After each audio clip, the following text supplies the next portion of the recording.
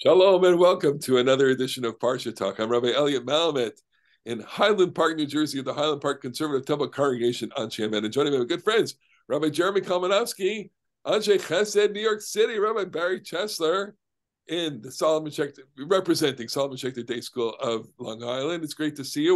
We're recording this early in the week, so you'll be surprised to get this in your YouTube feeds earlier in the week.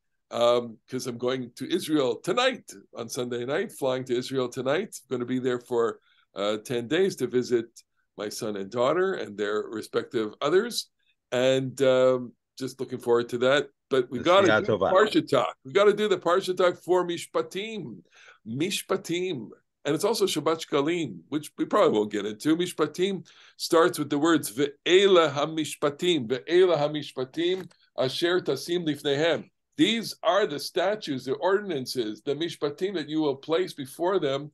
I just want to do the one Rashi to set us up here. Kol makom shenemar ele.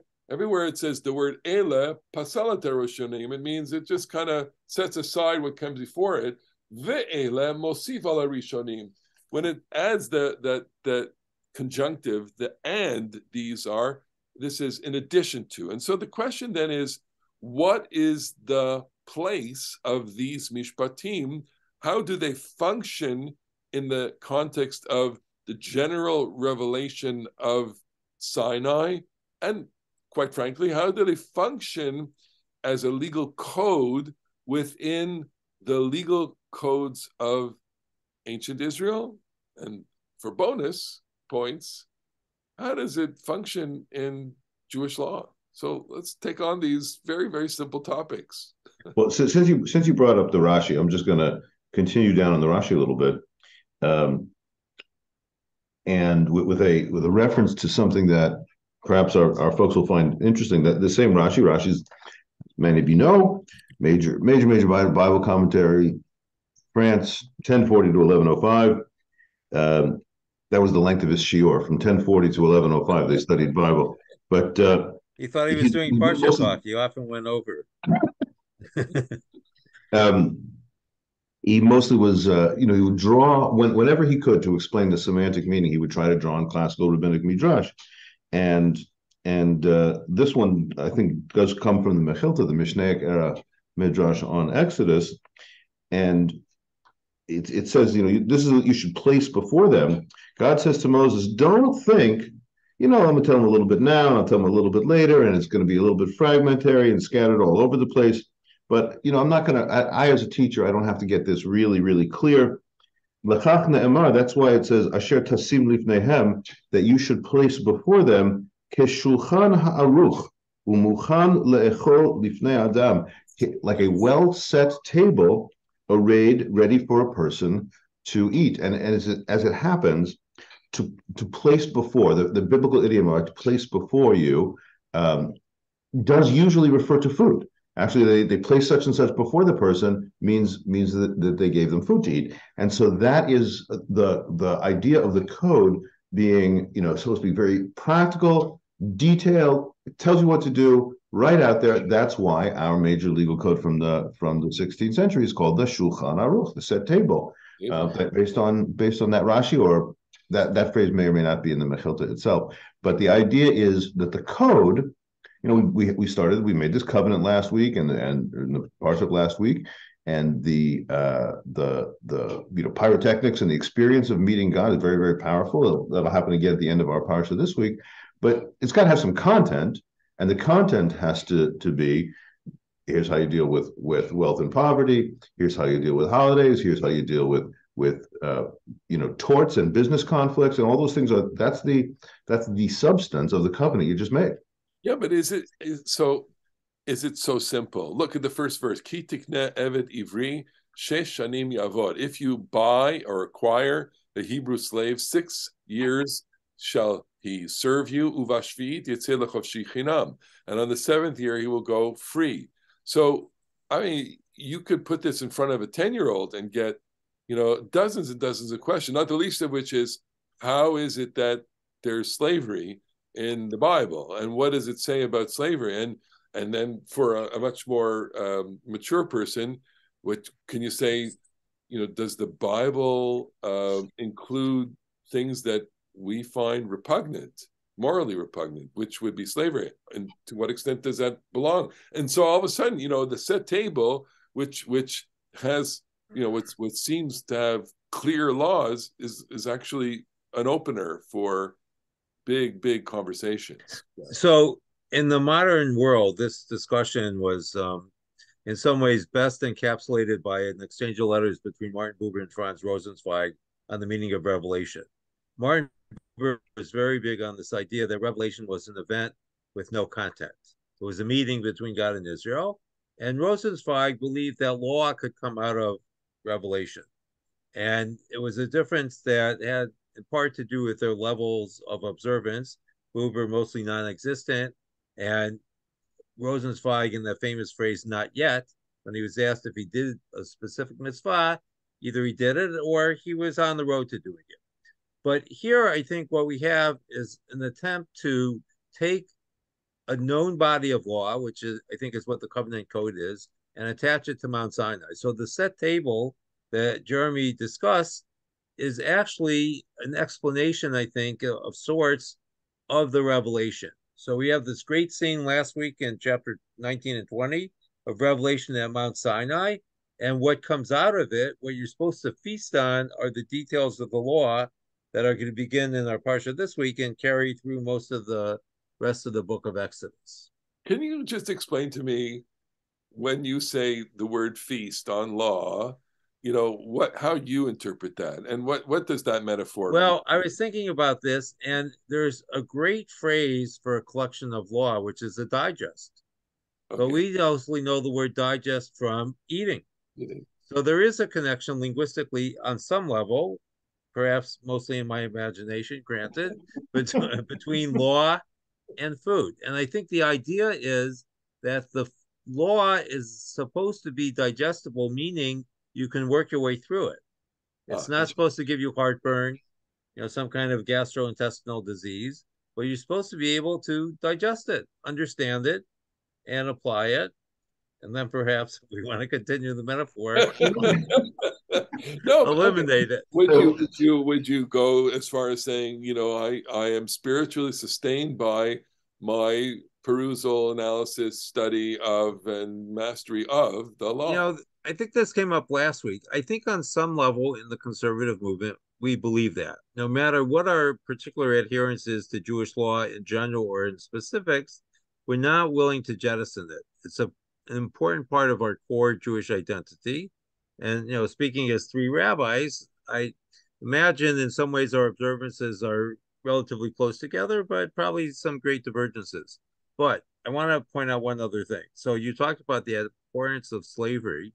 And one of the things that always strikes me when I read chapter 10 of Mishnah Pesachim is that the premise of the rabbinic seder is someone is serving you. That the definition of freedom in the Tannaitic period is not free the way we understand it as good Americans or North Americans, to include Elliot, of course, but as people that other people serve, right? It's mazgulo kos rishon. Someone else is pouring that cup of wine for you. You don't have to do it yourself. So we have to really work through what we actually find repugnant, because I think it's more embedded in our tradition, not just a biblical tradition, than we're sometimes willing to allow. Just on that point, in that chapter in Pesachim, Rav Nachman is portrayed in this monstrously obnoxious moment. He's trying to convey to his guests what the feeling of freedom like. He calls his slave Daru over and says, Daru, if I were to offer you your freedom right now, how would you feel? I said, I'd be so happy. He said, guys, that's how we're supposed to feel on Pesach. Oh my God! Okay, but so I want to take a critical eye to that and say, that there's something that even in the Torah itself, that the Torah is unsettled by it, and the Torah itself undermines the institution of slavery, acknowledging that it exists as part of economic reality of antiquity, but is mortified by it or repulsed by it.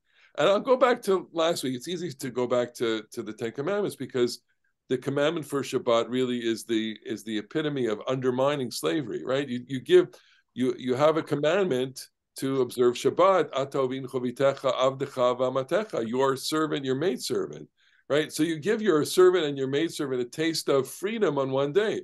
You don't think they're going to like that the rest of the week?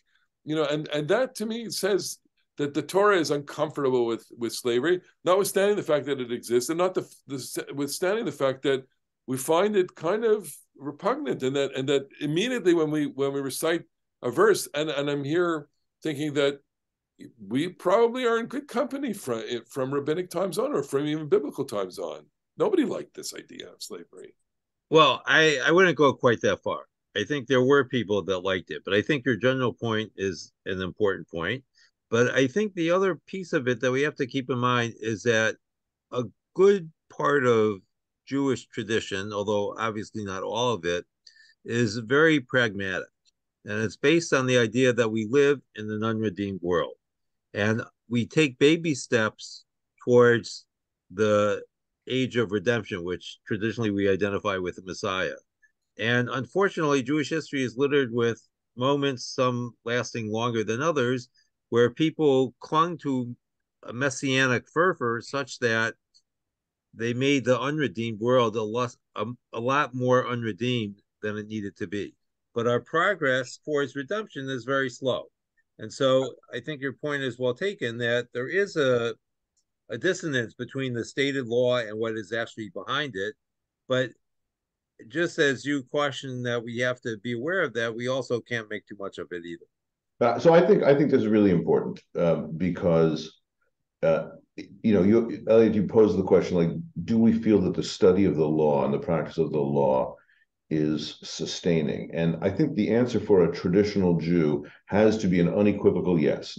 Each individual person, one person's spirit may really, thrive with the details of the law, and another person says, I really prefer to study poetry or philosophy or whatever. But as a community, we are a profoundly legal culture. And this goes to exactly the things that you two are talking about right now, which is that law is never a description. When you open the Torah or the Talmud or whatever, the Shulchan Aruch, it's not a description of what people do. It's not a report about what people do. It's a prescription about what people should do. And when they invest these behaviors, the idea is it is supposed to lead somewhere. It's not, I don't relate to an idea of observance for the sake of observance and obedience for the sake of the obedience quite so much. I relate to something that's teleological, that's pointing towards a better future. And I think this is really, in the long history of Judaism and Christianity, a classic sort of anti-Jewish dig from Pauline Christianity onward is, we've got the spirit of the law and you dummies are kind of mired in the details of the law. And our answer has always been that you only get to the spirit of the law through the details of the law. And that's why the details are important. They really do make society. They really do remake, or can make society, can remake the world if we invest these behaviors. So, which is why it matters to us that, in an ancient society, they did have attitudes towards slavery that we would not accept. They had differential attitudes towards Jewish slaves who were short-term indentured servants and non-Jewish slaves who were chattel slavery. Those things are and should be, very, very repugnant to us. But we have to recognize them as trying to, in their economic context, very different from our own, trying to make the world a better and fairer place. All right, let me move into a different piece of legislation. We didn't talk about this before, but I want to get your reactions to this. So it says, verse 13, 21:13, Makeh ish vamet mot yumat, which means, quite literally, so if you smite a Makeh ish, smiting a person, vamet, and the person dies, mot yumat, the smiter will be put to death. So imagine you're Moshe, okay, and you are repeating these words. Okay, God said to Moshe, "Ve'ela mishpatim asher tasim lifnehem." These are the laws that you are to give to them. And then he says, "Okay, Moshe, tell them, makeh ish vamet mot yumat." Someone who smites another person who dies, mot yumat. So it's like, it reminds me of the Israeli satire Hayudim Ba'im. It's a perfect, satire, which is you're issuing a command that you've already violated. or is it? And this is where we get into this problem, which is how can you take the law in as it's written without interpreting it? Moses, explain that. So back in chapter 2 of Shmot, we have this moment where Moses grows up. He sees the suffering of his brothers. Vayar ish mitzri makeh ish ivri. He sees an Egyptian smiting a Hebrew. Vayifen kol vacho. He looks this way and that way. Da da da da. Vayach et hamitzri. He smites the Egyptian. Vayitmaneo bacho. It doesn't tell us that he killed the Egyptian. It just says that he smites him and he buries him. Okay, because It stands to reason that he killed him. Because he stopped breathing. Because as we tried to act this out once, and a defense for Moses was, I didn't hit him. I did. He walked into my fist.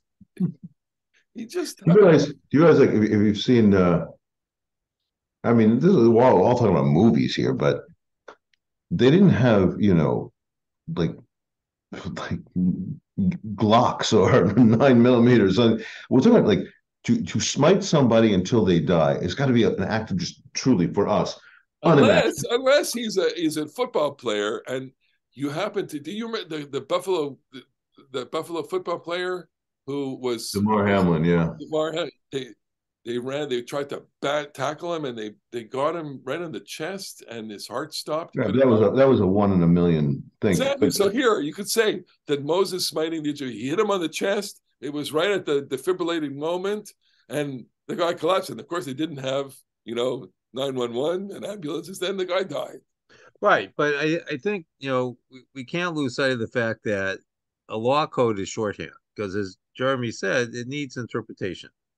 And if Moses had been put on trial, his defense would be that the Egyptian that he smote was also smiting someone. It was a low death. Yes, he was acting in defense of the otherwise victim, because you remember the guy was makeh ish ivri me'echav.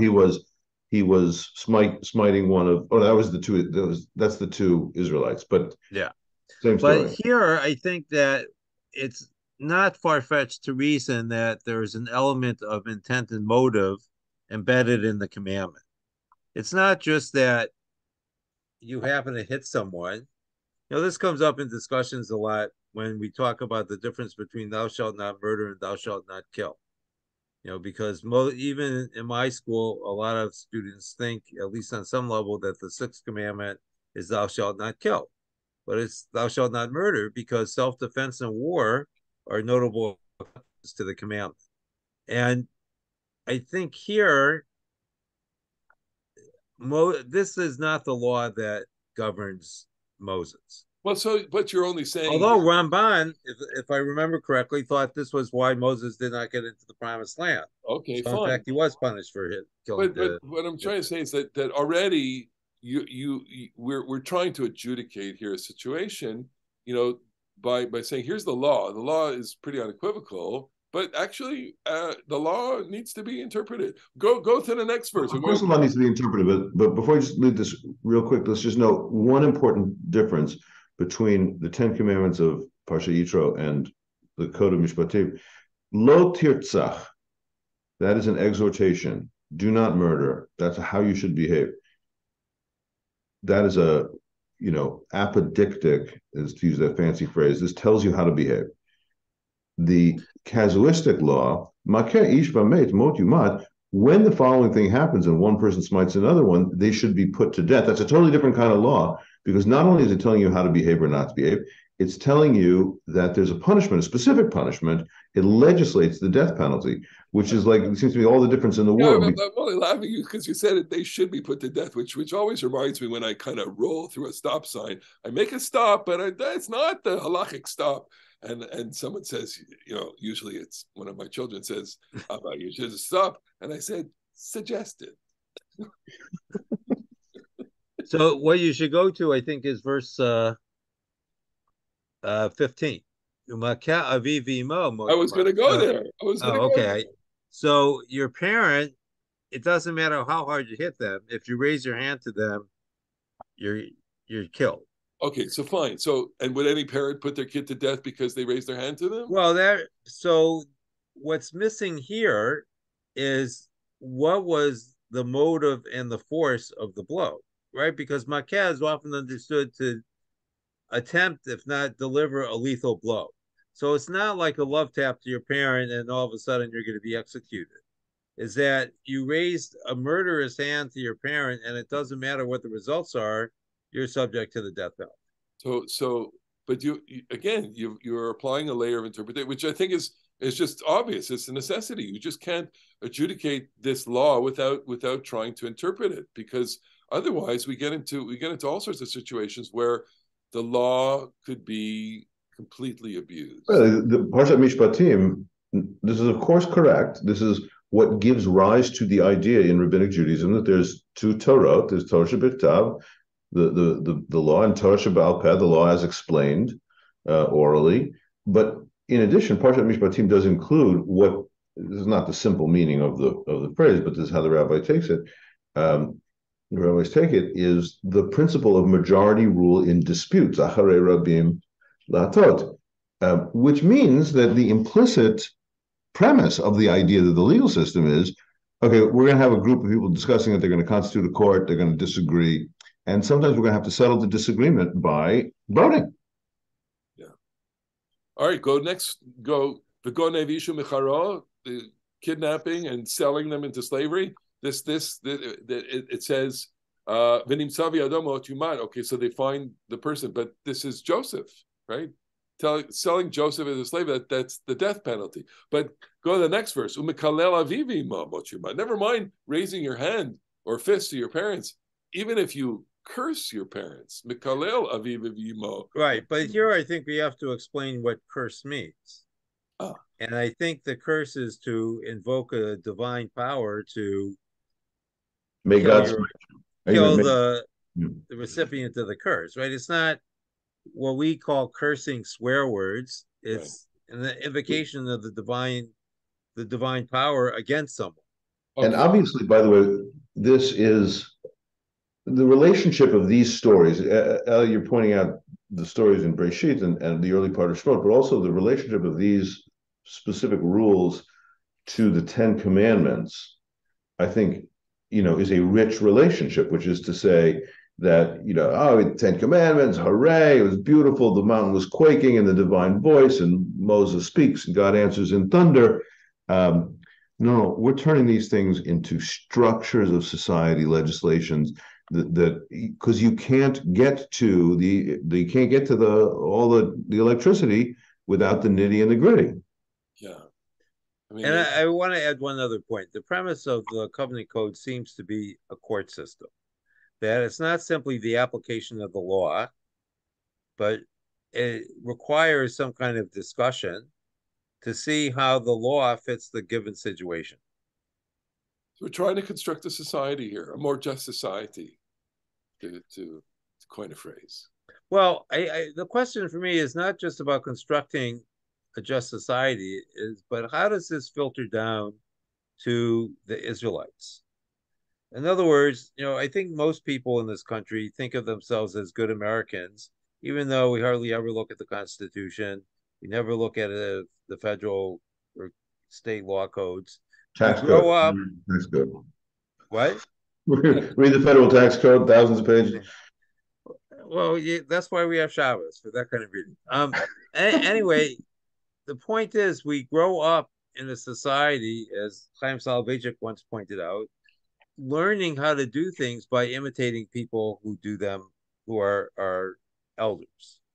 And the question for me is, how did this resonate with the average Israelite? Was he aware of the law code, or he just knew that everyone's expected to behave in a certain way, and if you don't, you're going to be hauled to court, and then you'll find out what's going on? So the premise is that there must have been something that people could remember, right? When it comes to, let's say, ayin tachat ayin, shein tachat shein, that kind of thing, eye for an eye, that's a memorable line. And of course, it doesn't mean what we think it means, an actual eye for an actual eye. But so some code, some part of the law does lodge in people's memory, and it is an oral culture, and people do, they'll understand. They'll at least understand the Ten Commandments. Maybe they'll commit the Ten Commandments to memory, and they'll say, oh, they'll be reminded when they want to steal something or kill someone. All right. So, Elliot, in this oral culture, we know from Sefer Devarim, the law is read only once every 7 years. Right. Okay. Right at the Hakel ceremony, and I think in chapter 28 of Devarim. So, is that enough? No. Well, it is true. You have this assemblage of the, but there's also there's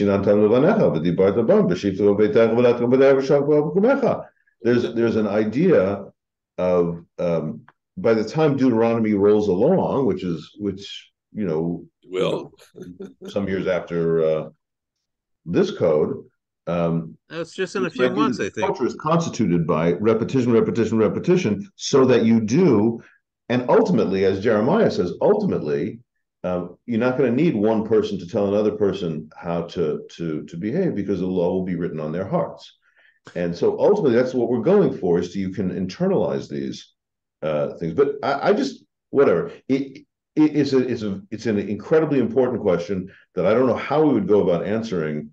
It seems to me incredibly unlikely that the ancient biblical Israelite was talking about the law, but it seems to me incredibly likely that the ancient biblical Israelite was having some problems with somebody stealing somebody else's property, and they go to the class of people who actually do know the law, who figure out that you owe this guy 4 drachma. Yeah, and that we have a constitution of sorts. We have a basic law. Okay, let's jump to the end of the parsha. Where the people ratify this, and it's such an extraordinary ceremony with sacrifice, with blood, with fire, with all sorts of things. Moses sprinkling the blood. I'm in chapter 24. Like Kach Moshe Chatzi Adam Vayasem Ba'aganot. He takes half the blood, puts it in the kind of basins, and Chatzi Hadam Zarak al Mizbech. He throws half the blood on the altar. So we're all in ritual territory. Right. What happens to the other half? Sprinkles on the people. Sprinkles on the right. altar. So what is that all about? That's consecration. You sprinkle blood, it's consecration. It's indexing. So I kind of look at it more as possession. Possibly also great. That's God taking possession of the people. Okay, well, take it not to do, by the way, Elliot, you really, brilliantly interpreted that when we're talking in Exodus 12 about placing the blood on the house becomes the altar.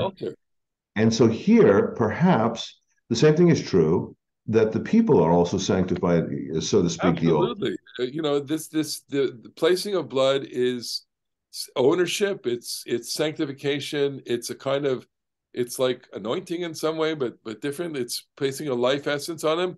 And but beyond that kind of symbolic, deep symbolism, here's the vocalization. Vaikra boznei ha'am. He reads it, but I love that he puts it in their ears, right? Vaikra boznei ha'am. It's like, hello, this is what you're supposed to do. So, if you have a Hebrew slave, and they say everything that God said, we will do, and we will understand, we will listen, we will obey. And as I'm saying this now, with it's like, it's enough. We'll do it. We'll do whatever you say. Just stop the blood. Stop throwing blood on us. No, but seriously, all right. These are two of the most important words of the tradition, and yet, well, react.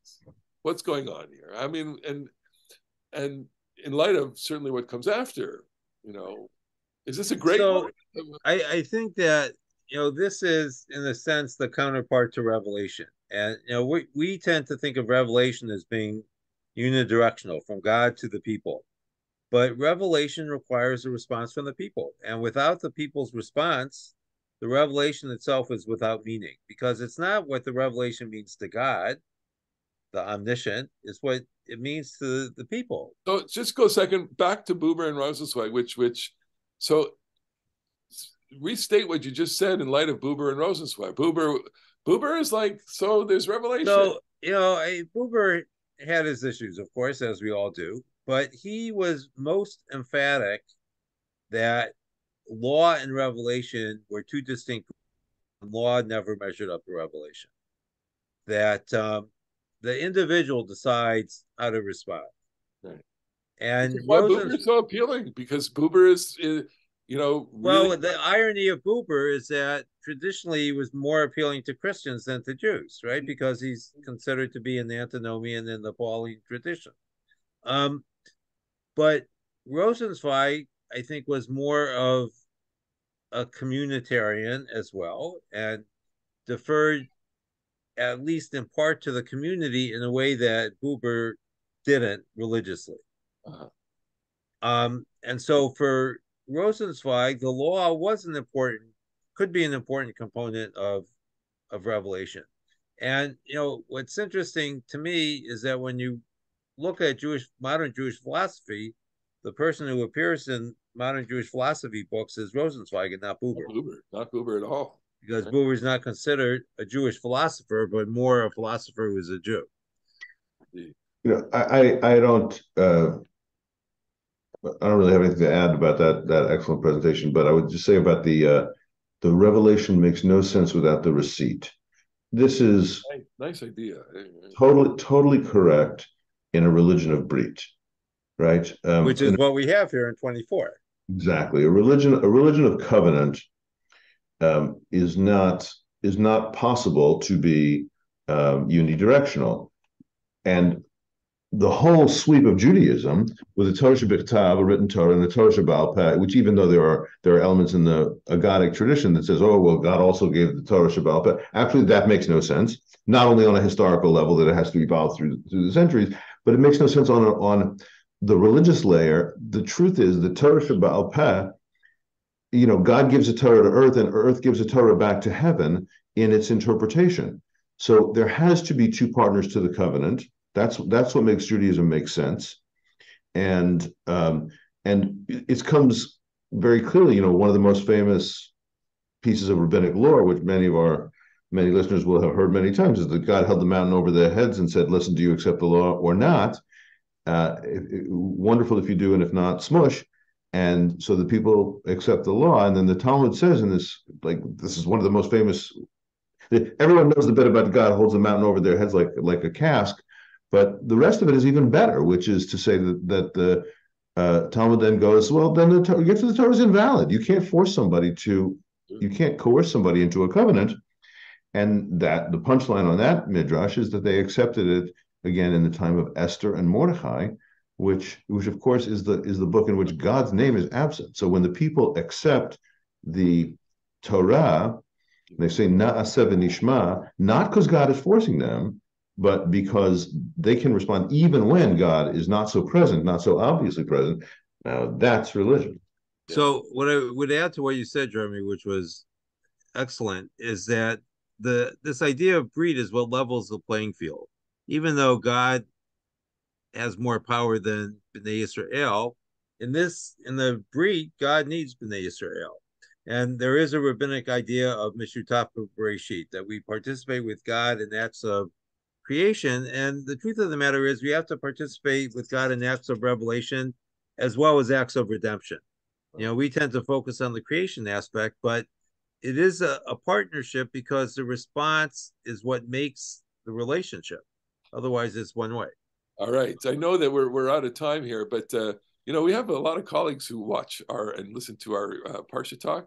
So feel free to use that one. Feel free to use that line in your sermons or Divrei Torah this coming Shabbat. But before we say goodbye, we want to thank you for watching and thank you for listening. Offer Hakarat Tov. It really means a lot to us. And feel free to share the link to this. We've all done that, and it just makes for a good conversation among people, as this one was. We look forward to seeing you next week. In the meantime, enjoy the week. Shabbat Shalom. We'll see you next another edition of Parasha Talk. Thank you. Bye-bye.